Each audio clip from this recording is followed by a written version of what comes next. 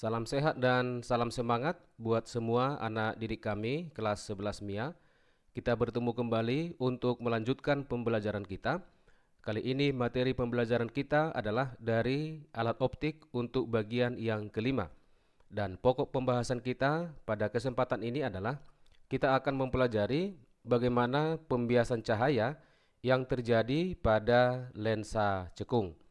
Bagaimana konsep pembiasan pada lensa cekung ini dan proses pembentukan bayangan? Mari kalian ikuti dan perhatikan pembelajaran ini sampai selesai. Kita perhatikan judul pembelajaran kita adalah mengenai lensa cekung. Sebagai teori singkat untuk lensa cekung ini adalah sebagai berikut.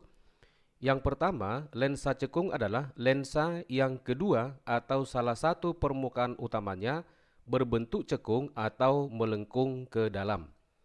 Yang kedua, lensa cekung disebut juga dengan lensa negatif atau lensa konkav. Yang ketiga, sama seperti halnya pada lensa cembung, lensa cekung memiliki dua titik fokus, yaitu titik fokus f1 dan titik fokus f2. Yang keempat, pembiasan pada lensa cekung bersifat menyebarkan sinar dengan istilah divergen.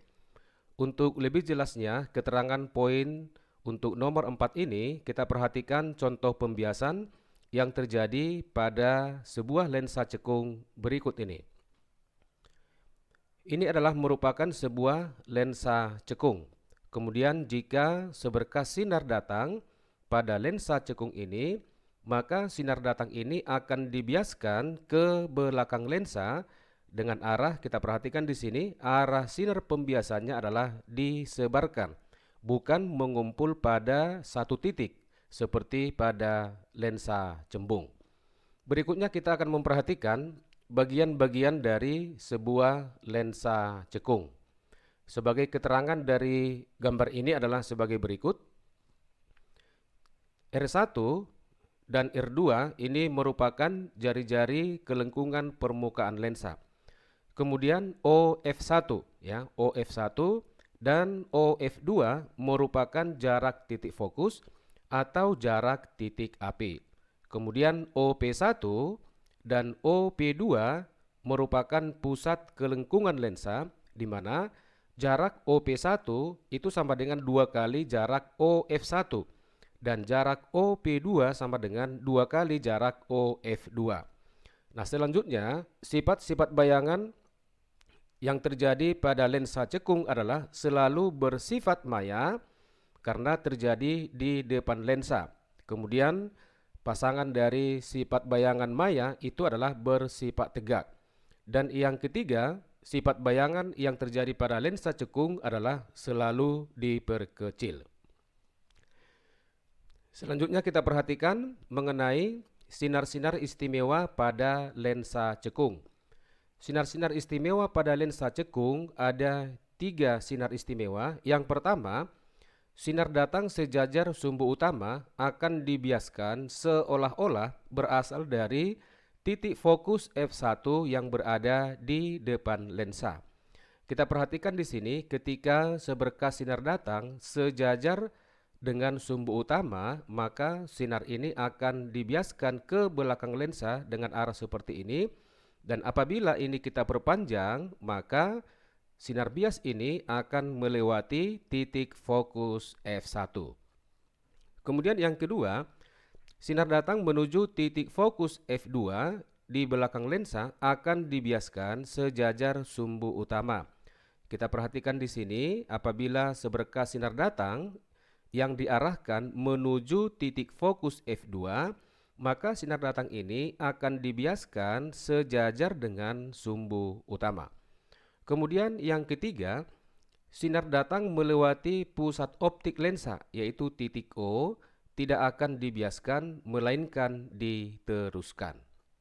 Kemudian kita akan memperhatikan persamaan umum pada lensa cekung. Bagian yang pertama adalah hubungan jari-jari R dengan titik fokus. Hubungannya adalah sebagai berikut. Jari-jari R itu sama dengan 2 kali jarak titik fokus atau sama dengan 2 kali jarak titik api. Selanjutnya, hubungan titik fokus F, jarak benda S, dan jarak bayangan S aksen, hubungannya adalah sebagai berikut. 1 per F sama dengan 1 per S ditambah dengan 1 per S aksen. Kemudian perbesaran yang disimbolkan dengan huruf M kapital, kita bisa menentukan perbesaran bayangannya dengan persamaan M sama dengan perbandingan harga mutlak dari S aksen terhadap S atau perbandingan harga mutlak dari H aksen per H, di mana H aksen merupakan tinggi bayangan dan H adalah tinggi benda. Baik, untuk lebih jelasnya, langsung kita perhatikan contoh soal nomor 1 yang berikut ini. Sebuah benda setinggi 2 cm berada di depan lensa cekung dengan jarak fokus 2 cm. Jika jarak benda dengan lensa 6 cm, tentukanlah bagian A, jarak bayangan, B, perbesaran, C, tinggi bayangan, D, sifat-sifat bayangan. Kita buat penyelesaiannya.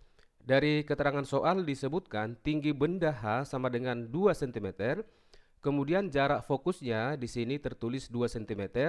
Ingat, karena lensa cekung adalah lensa negatif, maka tanda dari titik fokus atau titik apinya harus kita buat dia bertanda negatif. Sehingga fokus F kita tulis sama dengan negatif 2 cm. Kemudian jarak bendanya sama dengan 6 cm. Untuk menjawab bagian A, menentukan jarak bayangan, kita pergunakan persamaan 1 per F sama dengan 1 per S ditambah dengan 1 per S aksen. Dari persamaan ini, kita buat persamaan untuk menentukan S aksen ya. Maka 1 per S aksen sama dengan 1 per F dikurang dengan 1 per S. Kita masukkan nilai F-nya dan nilai S untuk persamaan ini, sehingga 1 per S aksen akan sama dengan 1 per negatif 2 dikurang dengan 1 per 6. Ini nilainya sama dengan negatif 4 per 6. Ini kita sederhanakan akan sama dengan negatif 2 per 3. Sehingga S aksen kita peroleh negatif 3 per 2 atau sama dengan negatif 1,5 cm.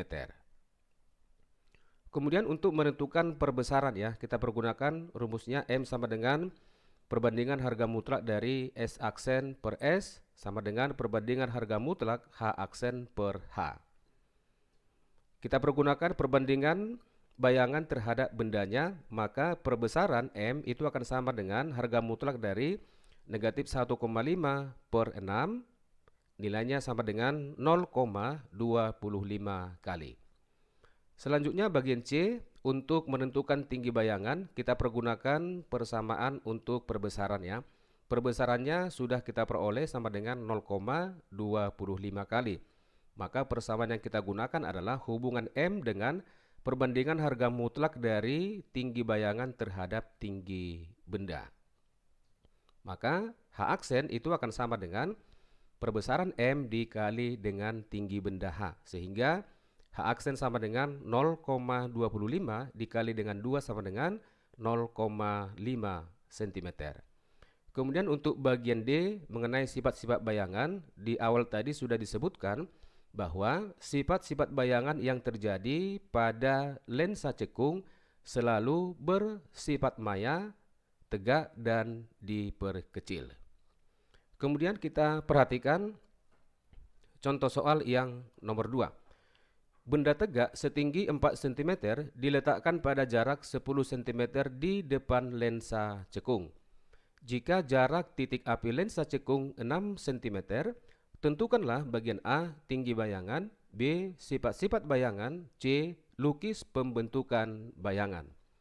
Kita buat penyelesaiannya. Dari keterangan soal disebutkan tinggi bendanya 4 cm, kemudian jarak titik api atau titik fokus kita tulis sama dengan negatif 6 cm dan jarak benda 10 cm. Untuk menentukan tinggi bayangan, terlebih dahulu kita akan menentukan jarak bayangannya ya. Kita pergunakan persamaan 1 per F sama dengan 1 per S ditambah dengan 1 per S aksen, atau 1 per S aksen sama dengan 1 per F dikurang dengan 1 per S. Sehingga 1 per S aksen sama dengan 1 per negatif 6 dikurang dengan 1 per 10.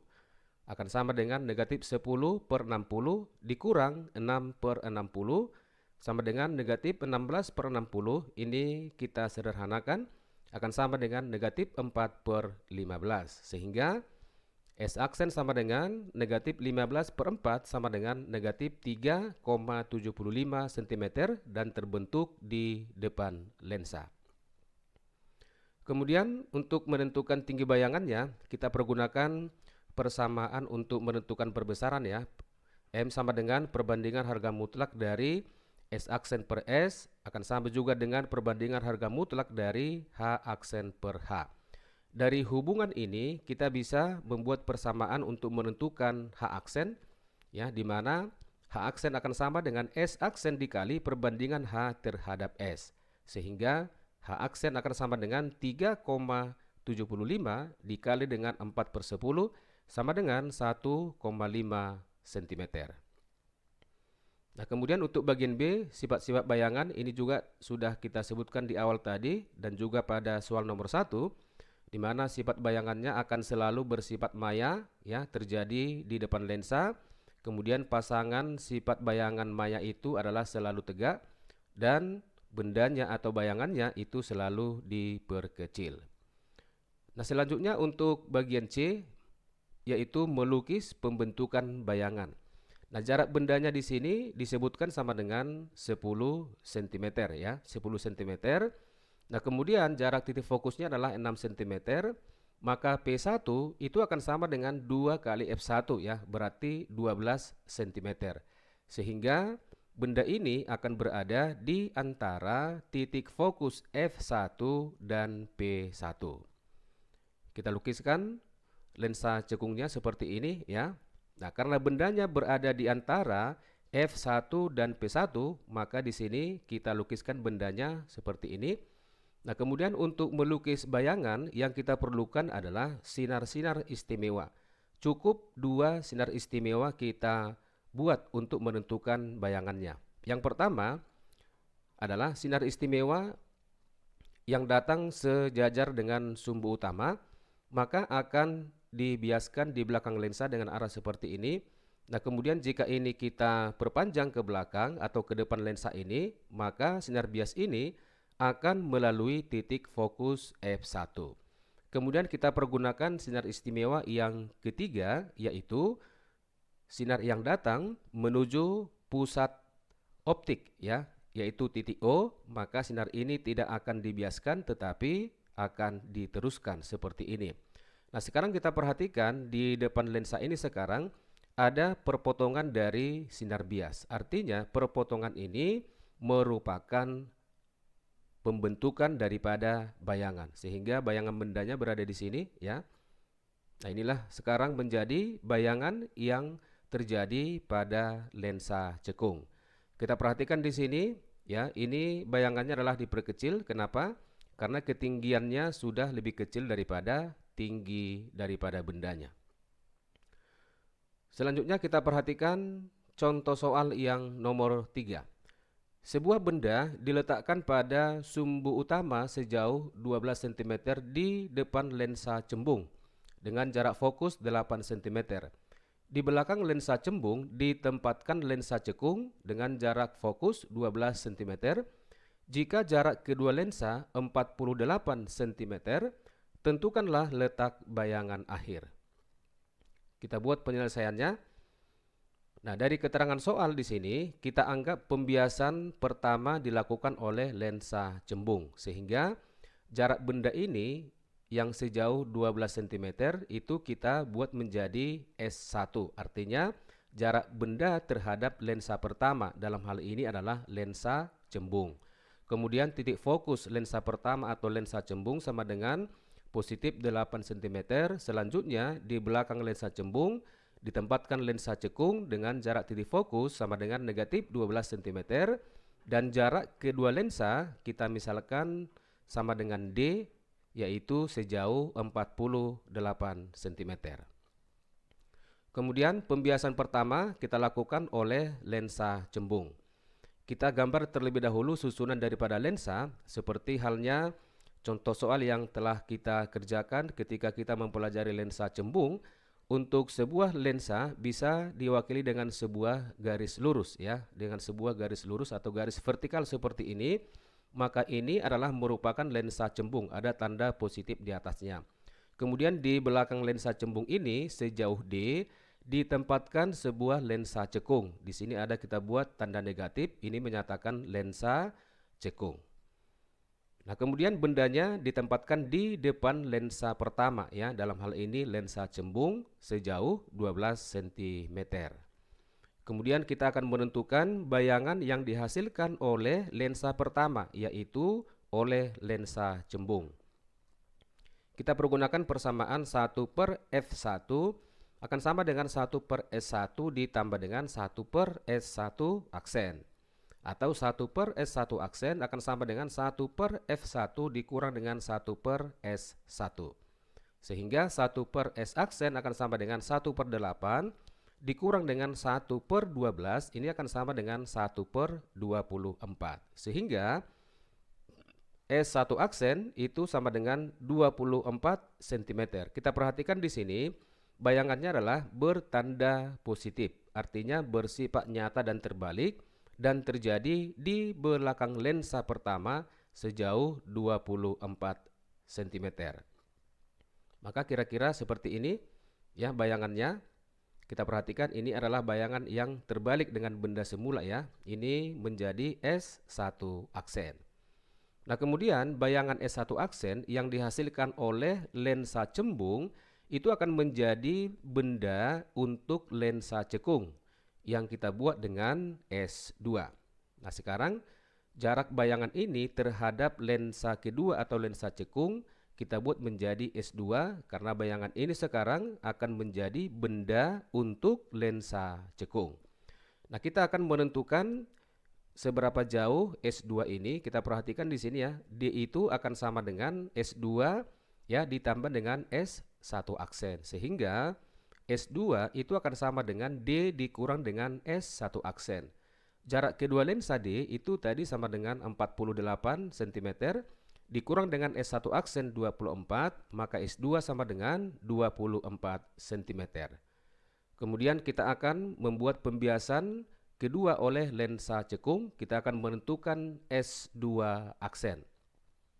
Kita pergunakan persamaan 1/f2 sama dengan 1/s2 ditambah dengan 1/s2 aksen. Atau 1/s2 aksen sama dengan 1/f2 dikurang dengan 1/s2. Kita perhatikan tadi F2-nya ya bertanda negatif ya. Sehingga 1/s2 aksen akan sama dengan 1/-12 dikurang dengan 1/24. Akan sama dengan negatif 2/24 dikurang dengan 1/24 sama dengan negatif 3/24. Sehingga S2 aksen akan sama dengan negatif 24/3 sama dengan negatif 8 cm. Sebagai kesimpulan ya, kita perhatikan di sini bayangannya ya. Bayangannya yang dihasilkan oleh lensa kedua berada di depan lensa cekung karena di sini bertanda negatif dan jaraknya ini kita sebut sebagai S2 aksen. Sehingga bayangan akhir terletak sejauh 8 cm di depan lensa cekung. Demikianlah pembelajaran kita pada kesempatan ini mengenai pembiasan dan pembentukan bayangan pada lensa cekung. Seperti biasa, di akhir video ini ada soal latihan, ada 4 nomor, dan soal ini bisa kalian kerjakan secara mandiri. Terima kasih atas perhatian kalian semua. Semoga apa yang kita pelajari hari ini dapat bermanfaat. Selamat belajar buat kalian semua. Tetap semangat dan semoga sukses.